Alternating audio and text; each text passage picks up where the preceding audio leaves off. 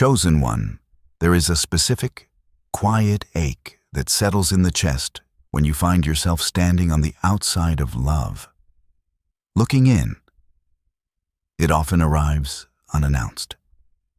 Perhaps it finds you in the stillness of a Tuesday evening, surrounded by the soft glow of a television screen, or in the middle of a crowded room where everyone else seems perfectly tethered to someone else. You watch two people who genuinely belong to each other, who share a silent language of glances and familiar touches, and a profound sense of isolation washes over you. It is a specific kind of alone, one that has absolutely nothing to do with the physical presence of other people, and everything to do with the absence of a witness to your life. For a long time, you have been told to push this feeling down, to cast it out, to treat your longing as if it were a spiritual failing or a lack of faith. But I want to invite you to do something radically different. Let the ache stay. Acknowledge it. Sit gently with it.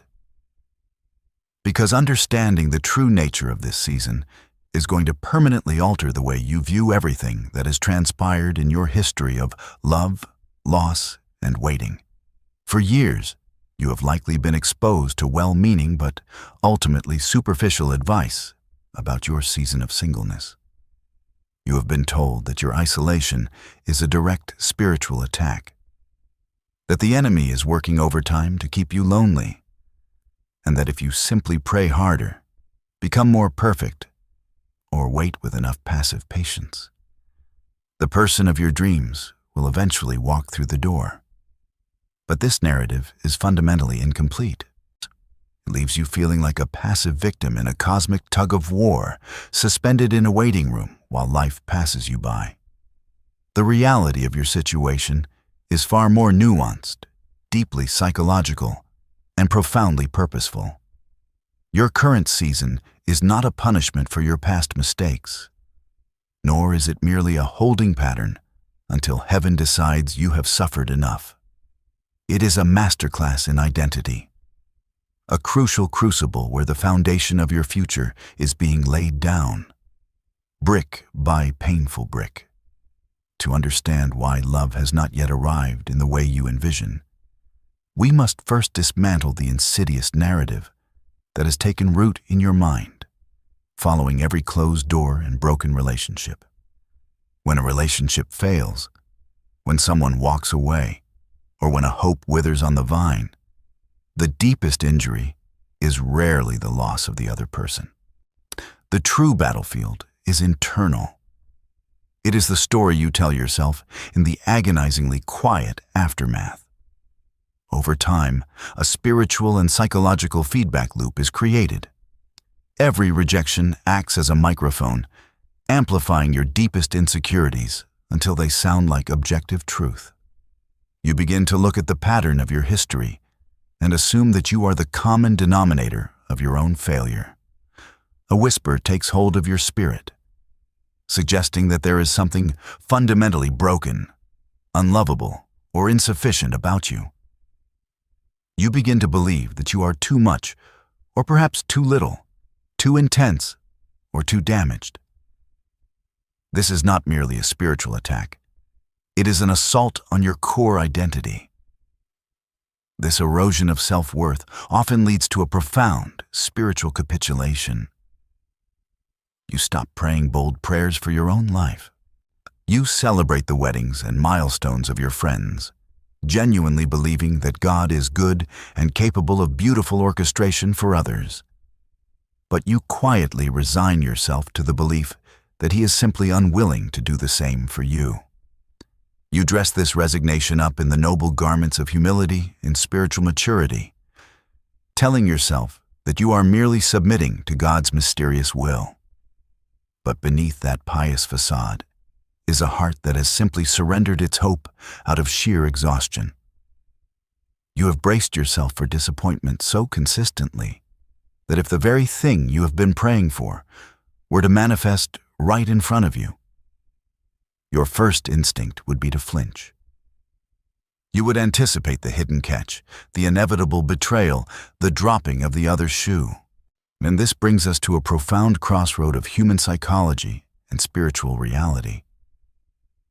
In the silent, solitary aftermath of your worst heartbreak, you likely made an agreement with yourself. It was a quiet, almost unconscious decision, made in the crucible of your pain, when your spirit felt entirely shattered. For some, this vow sounded like a declaration of absolute self-sufficiency. You told yourself that you would never need anyone that deeply again, that you would become an island, impervious to the emotional turbulence caused by others. For others, the vow was a fortress of concealment.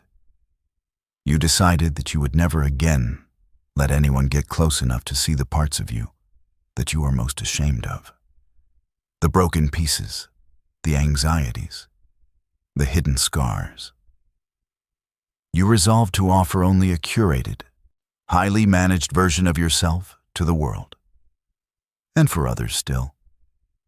The vow was a promise of partial investment. You determined that if you ever dared to enter a relationship again, you would always hold a piece of your heart in reserve, keeping one foot out the door just in case, ensuring that you would never be caught off guard by devastation again. These internal vows sound remarkably like wisdom. They mimic the cadence of emotional intelligence and healthy boundaries. They feel like necessary self-protection for a soul that has bled too much.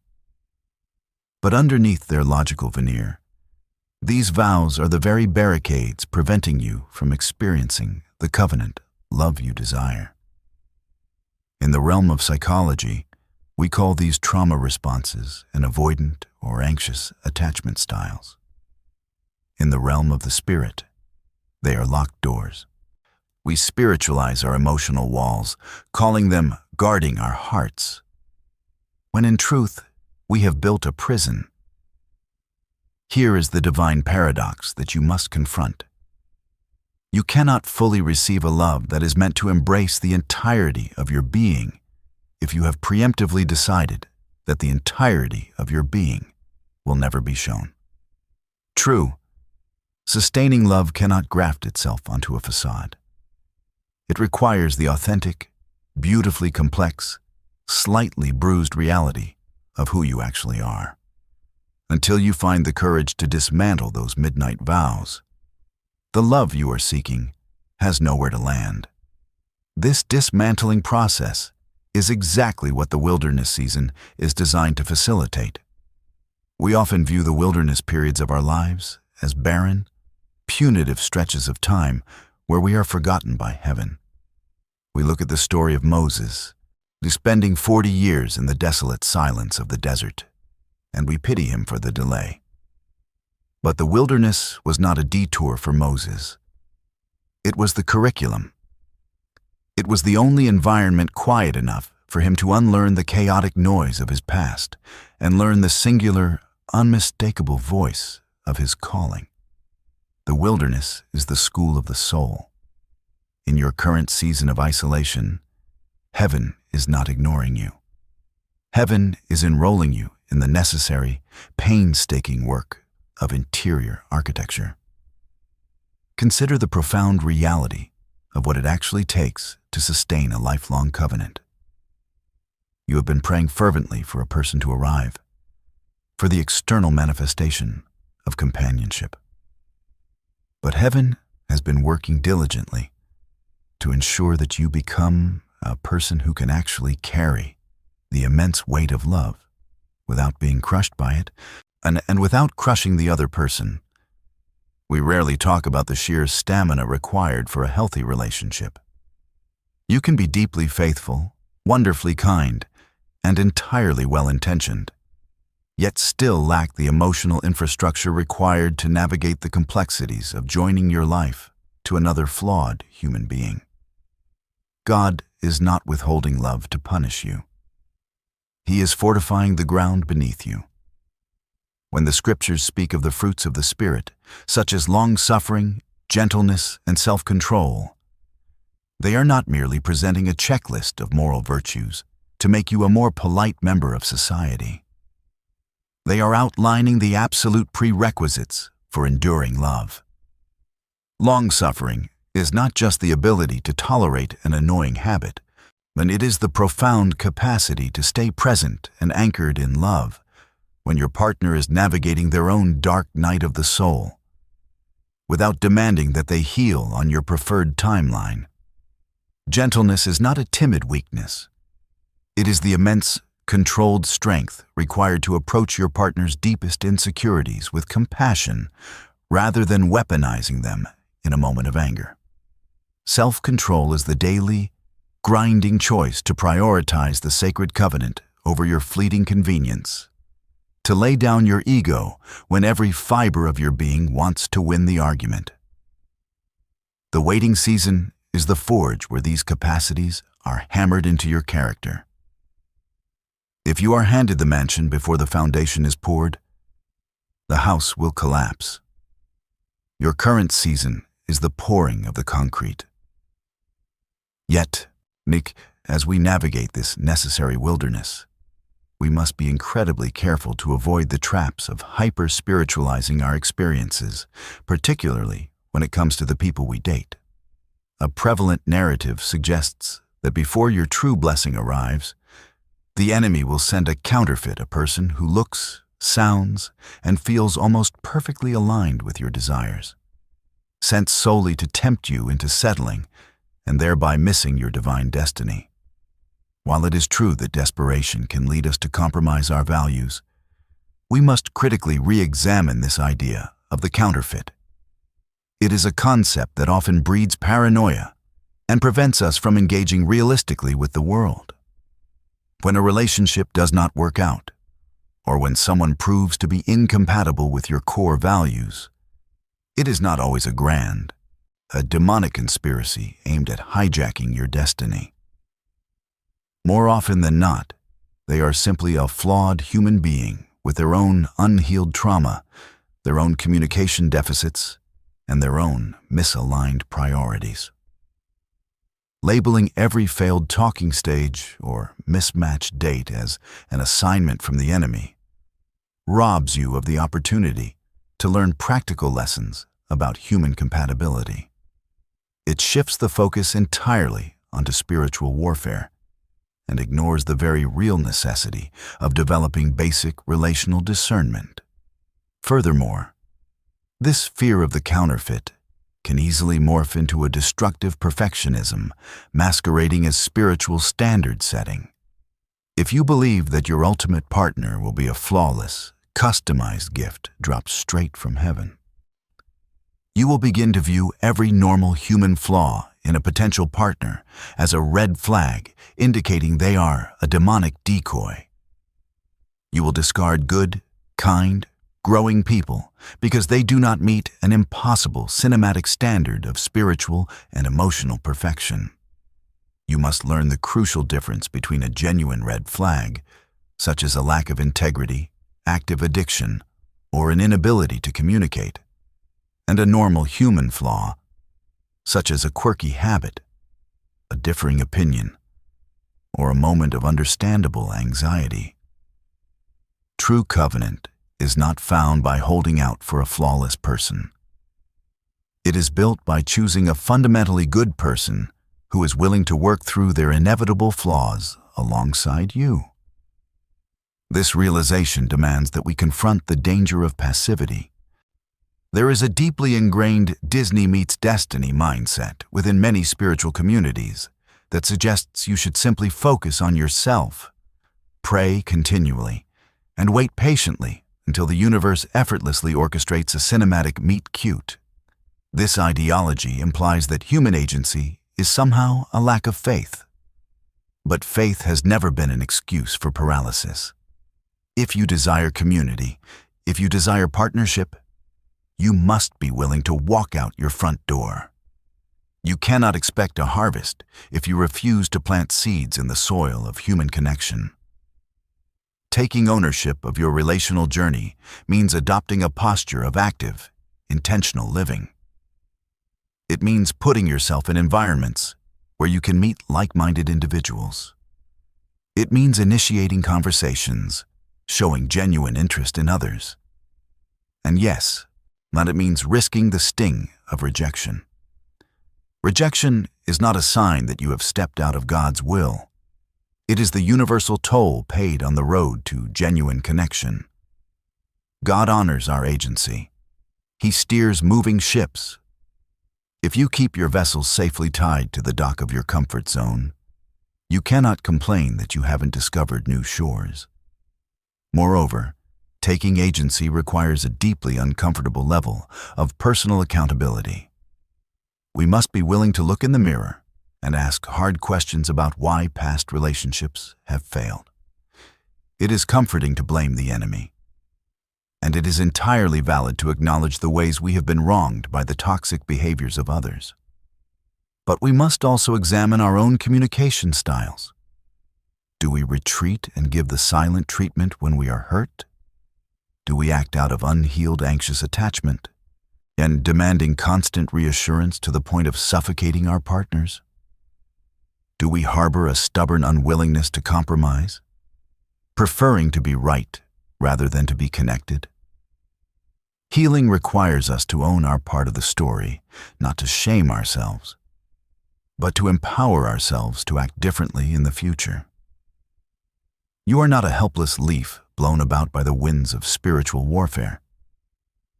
You are an active participant in your own relational dynamics.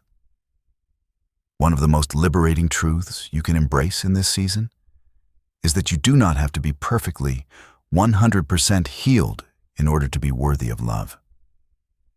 The modern self-care movement has inadvertently created a new, impossible standard, suggesting that you must entirely eradicate your baggage, process every ounce of your trauma, and achieve a state of unwavering self-love before you dare to let someone else love you. This is a beautiful sentiment, but it is a relational impossibility. Healing is not a destination you arrive at before you start your real life. It is a lifelong, spiral journey. If you wait until you are completely devoid of triggers or insecurities before you date, you will wait forever. What is required is not absolute perfection, but absolute transparency and a commitment to ongoing growth. You need to be healed enough to recognize your own patterns. You need to be self-aware enough to say to a new partner, "I have a tendency to pull away when I feel overwhelmed, but I am actively working on it. And I want to communicate with you when I feel that happening." Healthy relationships are not formed by two flawless people joining their pristine lives together. They are forged by two beautifully scarred individuals who make a mutual commitment to create a safe space where they can continue their healing side by side. You do not need a perfect heart to find love. You only need an open one. As you navigate this delicate balance of preparing your heart, taking agency, and unlearning destructive patterns, it is absolutely vital that you undergo a radical reframing of your singleness. For far too long, singleness has been treated as a waiting room, a temporary, lesser state of existence to be endured until your actual life begins at the altar. This mindset is a tragic squandering of your present reality, or it robs you of the joy and purpose available to you today. You must completely separate your inherent worth and the completeness of your life from your relationship status. The Apostle Paul famously spoke of singleness not as a curse to be lifted, but as a profound, complete, and purposeful gift. When you treat your life like a waiting room, you place your dreams on hold. You delay buying the house, taking the international trip, starting the business, or cultivating deep roots in your community because you are waiting to do those things with a partner. This indefinite postponement creates an aura of desperation and dissatisfaction that is palpable to everyone you meet. The most attractive thing in the world, the truest magnet for healthy love, is a person who is entirely engaged in the masterpiece of their own life. Stop waiting for a partner to act as the catalyst for your joy. Travel the world. Cultivate a fiercely loyal group of friends. Dive passionately into your career or your art. Serve your community with reckless abandon. Build a life so rich, so deeply satisfying, and so aligned with your purpose that a partner is not required to complete it, but merely invited to complement it. When you build a magnificent life, you shift your energy from a state of anxious seeking to a state of joyful welcoming. You stop looking for someone to rescue you from your loneliness, and you start looking for someone worthy of sharing the incredible banquet you have already laid out. Beneath all the theological exploration, the psychological unearthing, and the practical advice, there lies one final, foundational truth that you must face. It is perhaps the most hidden, most deeply buried root of your current season. It is the subconscious fear of becoming. You have lived in the identity of the one who waits, the one who longs, the one who is navigating singleness, for so long that it has become your primary framework for engaging with the world. There is a strange, protective comfort in this identity. Even if the waiting is painful, it is a pain that is familiar, predictable, and manageable. You know exactly how to operate as an independent, self-contained unit. You know how to soothe your own anxieties, how to spend your evenings, and how to govern your space. The arrival of deep, covenant love will fundamentally disrupt this equilibrium. It will require a death to your hyper-independence. It will demand that you make room in your life, your schedule, and your heart for the unpredictable, messy reality of another human being. It will ask you to compromise, to share your space, to vocalize your needs, and to bear the emotional weight of someone else's bad days. Part of you, perhaps a very large part, is terrified of this transformation. You are afraid that if love actually arrives, you will not know how to be the person it requires you to be. You fear the vulnerability of being truly seen, and you fear the profound responsibility of being truly chosen. But you must hear this with absolute clarity. You do not need to fear the becoming. The love that is meant for you will not demand that you abandon yourself. It will invite you into a broader, more expansive version of yourself. God does not deliver a relationship to a static person. He uses the relationship as a dynamic catalyst in your ongoing evolution. The arrival of a partner is not the conclusion of your story. It is the breathtaking beginning of a new chapter of sanctification and joy. You are far more ready for this expansion than your fears have allowed you to believe. The very fact that you have endured the wilderness, that you are willing to examine your own heart, that you are learning to dismantle your walls and build a life of purpose, proves that the infrastructure is ready. So, stand at this threshold and make a new declaration, not just with your words, but with the posture of your life. Decide today to break the agreements you made with isolation in the dark. Revoke the silent vows that have kept your heart barricaded behind walls of intellectualized self-protection. Forgive yourself for the times you pushed good love away out of fear, and forgive yourself for the times you clung to toxic love out of desperation. Acknowledge the ache of loneliness without letting it dictate your worth. Step out of the waiting room and into the vibrant, breathing reality of the present moment. Engage the world with a heart that is intentionally soft, deeply resilient, and radically open. You are not a collection of past failures. You are not a cautionary tale. You are a profoundly worthy, beautifully becoming human being, fully capable of carrying the weight of a magnificent love. The season of passive waiting is over. The season of intentional, joyous, open-hearted living has begun. Open the door Step into the light and let yourself be seen.